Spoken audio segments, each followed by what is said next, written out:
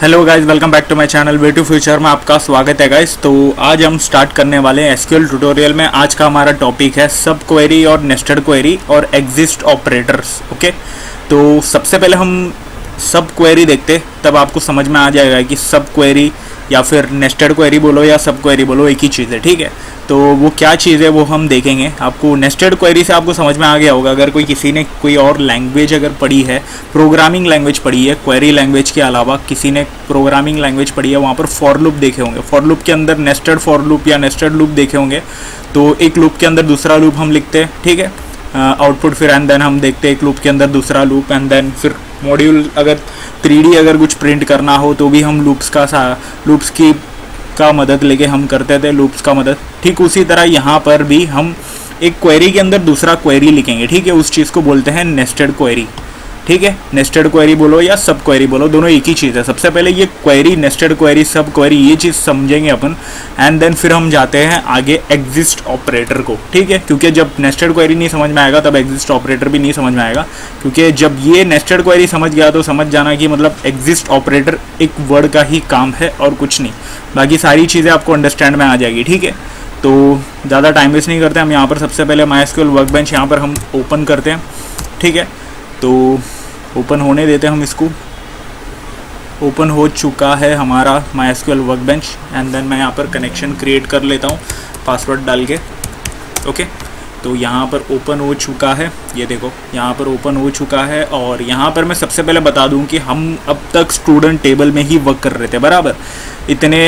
जितने भी वीडियोस थे ऑलमोस्ट हमने स्टूडेंट वाले टेबल का एग्जांपल लेके स्टूडेंट के ऊपर ही हम ऑपरेशन परफॉर्म कर रहे थे और वर्क कर रहे थे। ठीक है, तो ये देखो स्टूडेंट वाला ऑपरेशन, स्टूडेंट टेबल के जितने भी रिकॉर्ड्स है ये चीज़ है। अभी फ़िलहाल हम इस चीज़ को, स्टूडेंट वाले टेबल को इग्नोर करके मैं 2 और टेबल बना के रखा हूँ।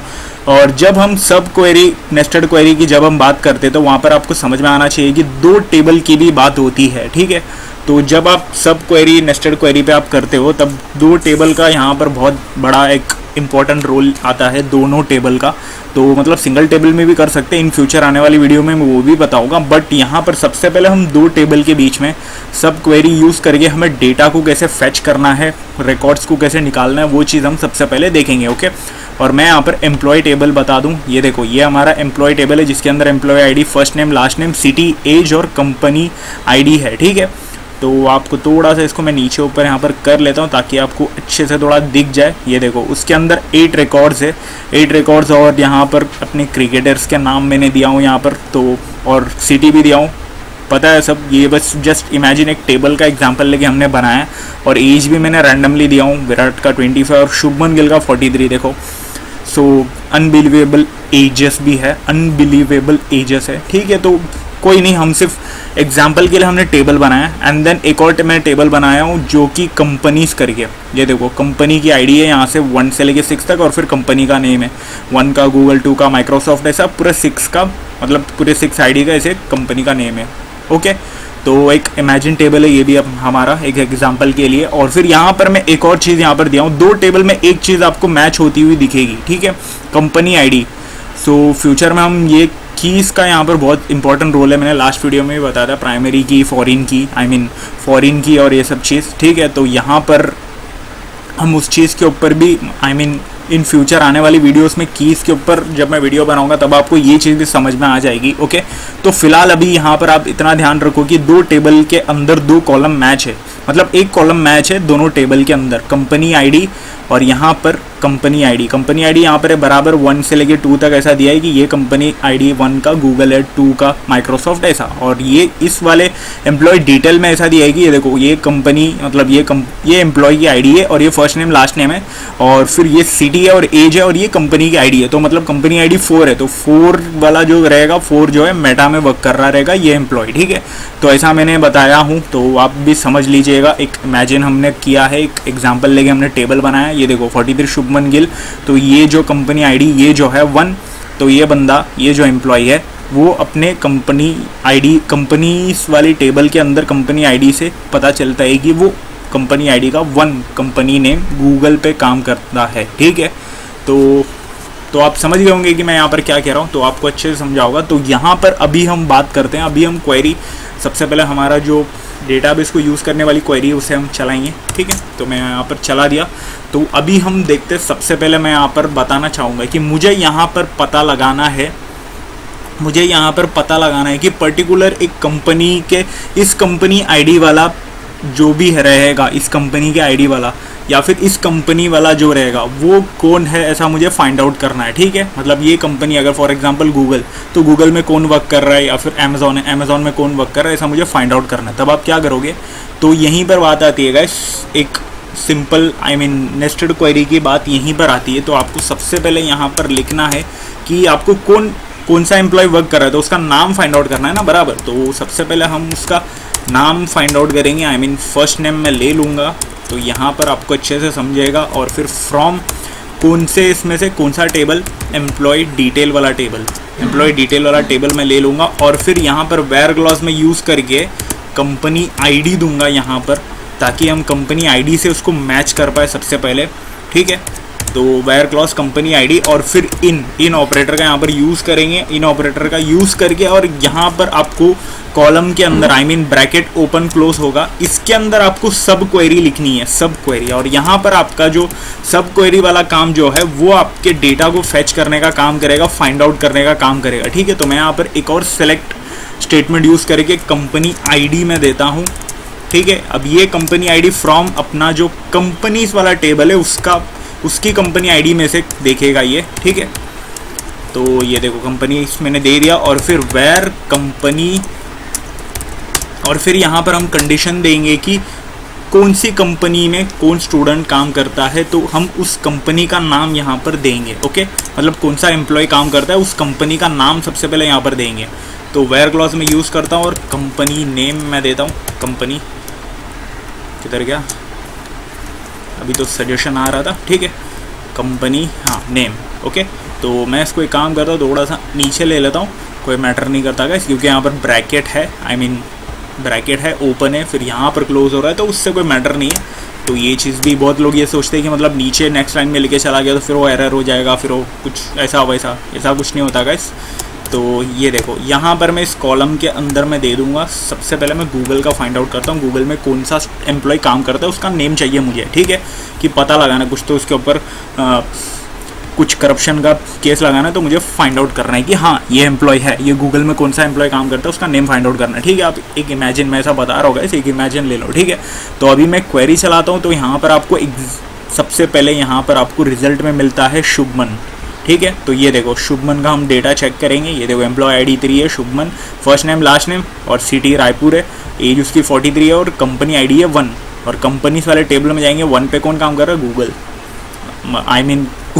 कंपनी आईडी 1 वाला जो है वो कंपनी नेम गूगल है, ठीक है। तो शुभमन जो एम्प्लॉय है वो वर्क करता है गूगल में, ठीक है। तो अभी हमने कैसा, मतलब एक इस कंपनी में कौन वर्क कर रहा है, ऐसा हम डेटा फेच किए एम्प्लॉय डिटेल के टेबल के अंदर से, ठीक है। एम्प्लॉय, ये देखो आपको यहाँ पर अच्छे से आपको समझ में आ गया होगा कि पर्टिकुलरली एक सब क्वेरी की मदद से हम पर्टिकुलरली एक डेटा की मदद से हम फाइंड आउट कर पाए कि दूसरे डेटा का, मतलब दूसरे टेबल का भी यूज़ करके उसके अंदर क्या डिटेल कैसी फैच करनी है, ठीक है। तो ये चीज़ आपको यहाँ पर समझ में आ गई होगी।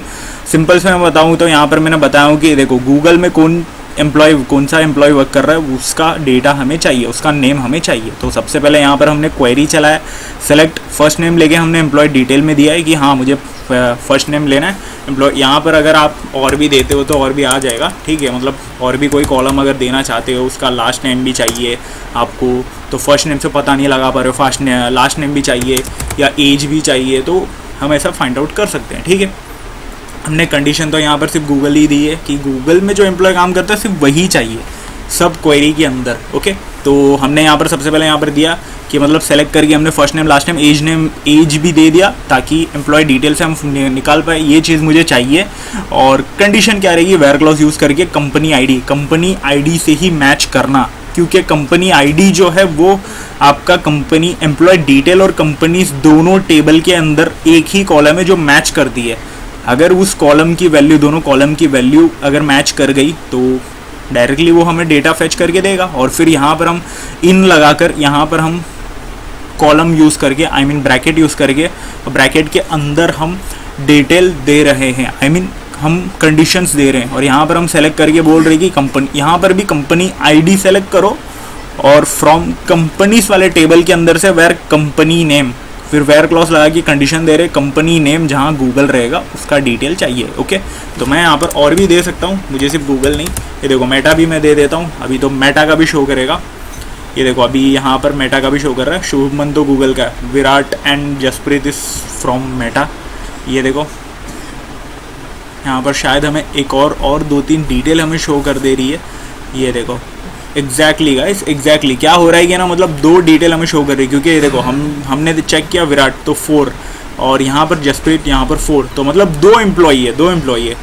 ये देखो 4 पे क्या है, मेटा है, तो बराबर मेटा में 2 एम्प्लॉय काम करते हैं, तो वो हमें शो किया है यहाँ पर। तो आपको अच्छे से यहाँ पर अभी समझा होगा कि सब क्वेरी कैसे यूज़ करके कैसे डेटा को फेच किया जा सकता है एक टेबल की मदद से दूसरे टेबल के अंदर। ओके, तो ये था सिंपल यहाँ पर।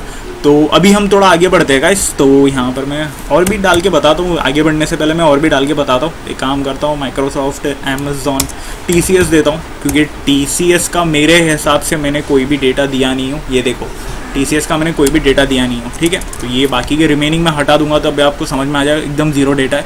तो ये देखो यहाँ पर कोई भी टेबल, सबसे पहले उससे पहले तो मुझे ये बताना चाहिए, ये देखो कंपनी ID जो है 6 है TCS की, और यहाँ पर एम्प्लॉय डिटेल के अंदर कोई भी एम्प्लॉय ऐसा नहीं है जो कंपनी आईडी जिसकी 6 हो और वो वर्क करता हो TCS में। तो मतलब क्या पता TCS से बंदों को निकाल दिया रिसेशन की वजह से, ये भी हो सकता है गाइस। इट्स अ 2023 रिसेशन बहुत गंदे तरीके से हिट कर रहा है, तो कोई नहीं, ठीक है, इन फ्यूचर देख लेंगे। तो आपको यहाँ पर अच्छे से टॉपिक समझ में आ गया होगी, सब क्वेरी कैसी देनी है, ठीक है। बात ये थी गाइस, सब क्वेरी कैसे देनी है, क्या करनी है, फाइंड आउट कैसे करनी है एक टेबल की मदद से दूसरे टेबल के अंदर के डेटा को, ठीक है।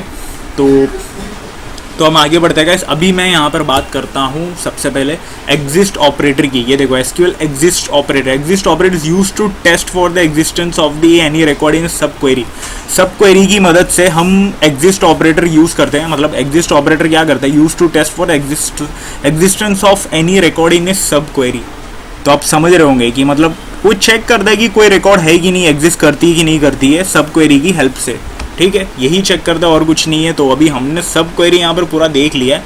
तो यहाँ पर मैं थोड़ा सा चेंजेस मैं करता हूँ। क्या करता हूँ कि यहाँ पर ये देखो, यहाँ पर जो कंपनी ID है उसे मैं डायरेक्टली और इन ऑपरेटर पूरा हटा देता हूँ और यहाँ पर मैं लिख देता हूँ एग्जिस्ट, हमारा काम हो गया। लेकिन यहाँ पर एक और चीज़ है, हम डायरेक्ट ऐसा देकर हम डायरेक्ट निकाल नहीं सकते।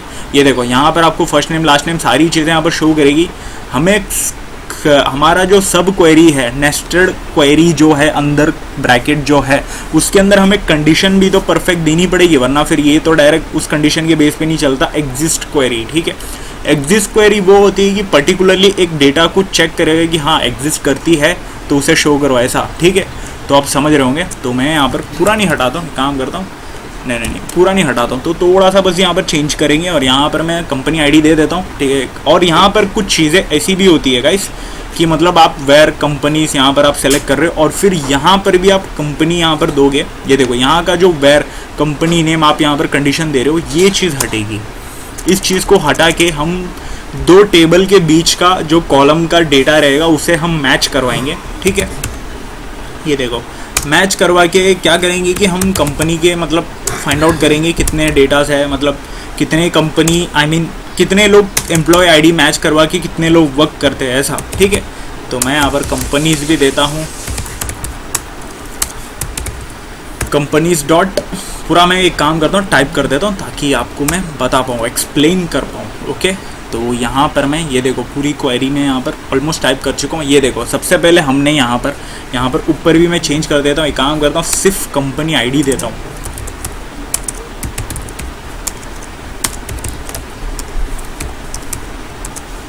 Company ID, okay. तो सेलेक्ट कंपनी ID को हमने सेलेक्ट किया एम्प्लॉय डिटेल वाले टेबल के अंदर, फिर वेयर हम एग्जिस्ट जितने भी रिकॉर्ड एग्जिस्ट रहेंगे वो हमें शो करने के लिए हमने वेयर क्लॉज यूज़ किया और एग्जिस्ट ऑपरेटर हमने यूज़ कर लिया। और फिर हमारा जो सब क्वेरी वाला जो ब्रैकेट है उसके अंदर हम सेलेक्ट कर रहे हैं कंपनी ID सेलेक्ट करके कंपनीज वाले टेबल के अंदर से सेलेक्ट कर रहे हैं, क्योंकि सब क्वेरी लिख रहे तो हम दूसरे टेबल का तो यूज़ करेंगे ही बराबर। तो वेयर यहाँ पर जब आएगा, वेयर क्लॉजेस आएगा, तो यहाँ पर हम देंगे employ detail dot company I और equals to companies dot company I. तो आपको यहाँ पर समझ रहा होगा कि मतलब हमारे दोनों टेबल का जो कॉलम है, कंपनी आईडी करके कॉलम है दोनों टेबल का, तो उन दोनों को मैच करके हमें डेटा शो करो कि जितने डेटास है, ठीक है। तो यहाँ पर हम और मतलब एग्जिस्ट ऑपरेटर तो यूज़ कर रहे हैं, मतलब जितने डेटा एग्जिस्ट करती है उसे मुझे रिकॉर्ड में शो करो, टेबल के फॉर्म में शो करो, ठीक है। तो ये देखो हम यहाँ पर दे दिए, देखो इतने रिकॉर्ड्स है करके हमें शो कर रहा है, 6 नहीं है, देखो आपको दिख रहा होगा क्योंकि कंपनी आईडीज़ में कंपनी वाले टेबल के अंदर मैंने आईडी 6 भी दिया हूँ। तो एम्प्लॉय डिटेल के अंदर वो 6 जो है किसी भी एम्प्लॉय का नहीं है, किसी भी एम्प्लॉय की आईडी जो है कंपनी आईडी जो है किसी भी एम्प्लॉय की वो 6 है ही नहीं है, तो वो डेटा एग्जिस्ट ही नहीं करती, तो उसने शो नहीं किया। तो यहाँ पर आपको अच्छे से दिख रहा होगा, अच्छे से एग्जांपल आपको समझ में आ रहा होगा कि एग्जिस्ट का ऑपरेटर का सबसे बड़ा यूज़ समझ रहा होगा, जो एग्जिस्ट करती है वही चीज़ को शो करेगा। ओके, तो ये तो एकदम ऊपर नीचे आगे पीछे आ गया बराबर, तो वो दिख रहा होगा आपको क्योंकि यहाँ पर है भी ऐसा ऊपर नीचे आगे पीछे एम्प्लॉय डिटेल के अंदर, तो उसने शो किया है। तो मैं यहाँ पर क्या करता हूँ, थोड़ा ऑर्डर में सेट कर लेता हूँ इसको, और ऑर्डर में कैसे सेट करना है ये हमने ऑर्डर वाली वीडियो में देखा था, ऑर्डर बाय करके, ठीक है। कंपनी आईडी के ऑर्डर में दे दो, ठीक है। तो मतलब ये कैसे देगा, असेंडिंग में देगा बराबर, ये देखो 1 फिर 2 2 फिर 3 3 फिर 4 4 फिर 5 5। अब ये डबल क्यों आ रहा है, क्योंकि कुछ एम्प्लॉय डबल कंपनी आईडी के हैं, ठीक है।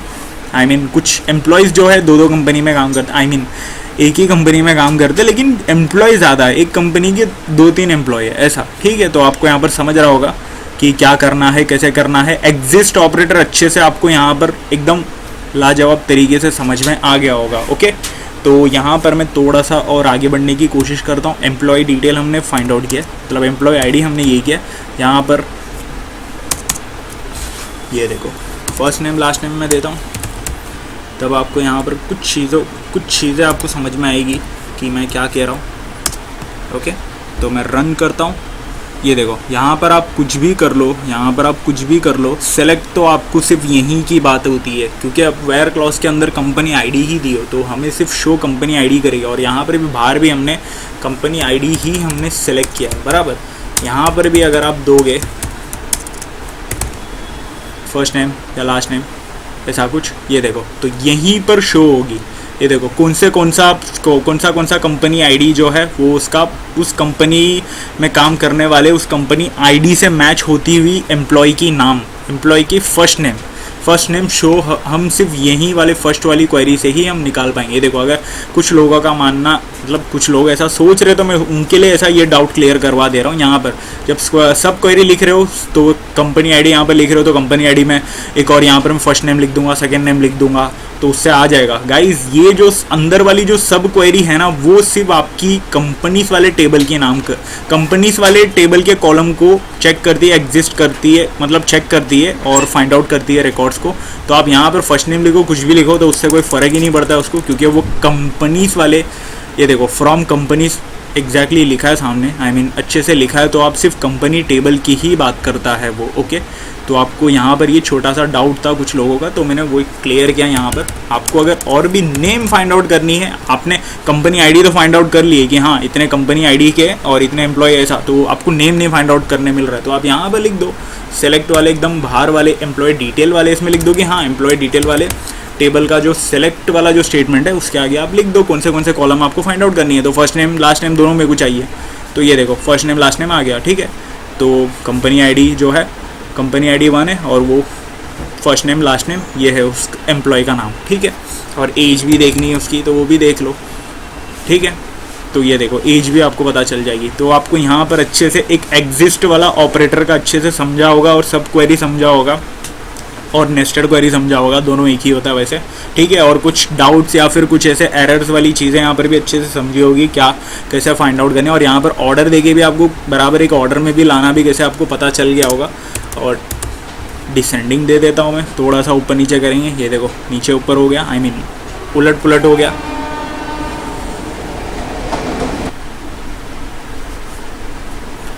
सो गाइस बैकग्राउंड नॉइस की वजह से वीडियो को थोड़ा पॉज करना पड़ा था। हम टॉपिक में वापस आते हैं। मैं यहाँ पर बता रहा था कि आपको यहाँ पर कोई अगर डाउट है, कोई अगर चीज़ें, सब क्वेरी के अंदर कुछ चीज़ें हैं तो आपको यहाँ पर समझा होगा अच्छे से।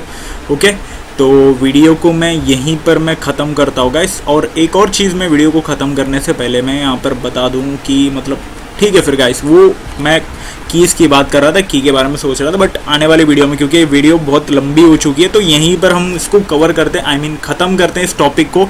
तो आपको यहाँ पर अच्छे से समझा होगा सब क्वेरी, नेस्टेड क्वेरी, ये सब चीज़ क्या होती है और क्या करती है, कैसे उसको फाइंड आउट करना है, एक टेबल की मदद से दूसरे टेबल में कैसे डिटेल फाइंड आउट करना है, वो चीज़ आपको अच्छे से समझा होगा। और फिर एक टेबल के अंदर से दूसरे टेबल के अंदर की कैसे, मतलब एक पर्टिकुलर एक कॉलम को कैसे फाइंड करना है, वो चीज़ भी समझा होगा। और एक ऑर्डर में सेट करके कैसे डेटा को शो करना है, वो भी समझा होगा। एग्जिस्ट होती है क्या ये रिकॉर्ड्स दूसरे टेबल के अंदर, उस चीज़ को भी आप यहाँ पर फाइंड आउट करना, कैसे निकालना है, एक रिकॉर्ड को कैसे शो करना है, वो चीज़ आपको अच्छे से समझा होगा। ठीक है, तो वीडियो को मैं यहीं पर मैं ख़त्म करता होगा। इस वीडियो में अगर कुछ डाउट है तो आप कमेंट सेक्शन में पूछिएगा। वैसे डाउट आने ऐसा कुछ था ही नहीं, बहुत सिंपल टॉपिक था, फिर भी आप पूछिएगा। अगर फिर भी कुछ बिगिनर्स को, ऐसे स्टूडेंट्स को, किसी को अगर डाउट रहता है तो आप कमेंट सेक्शन पे कमेंट कीजिएगा। ओके, तो वीडियो को मैं यहीं पर मैं ख़त्म करता हूँ। वीडियो को लाइक कर देना, शेयर कर देना, चैनल को सब्सक्राइब कर देना गाइस, और इंस्टाग्राम पे भी फॉलो कर देना। तो मिलते हैं अगले वीडियो पे, तब तक के लिए गुड बाय।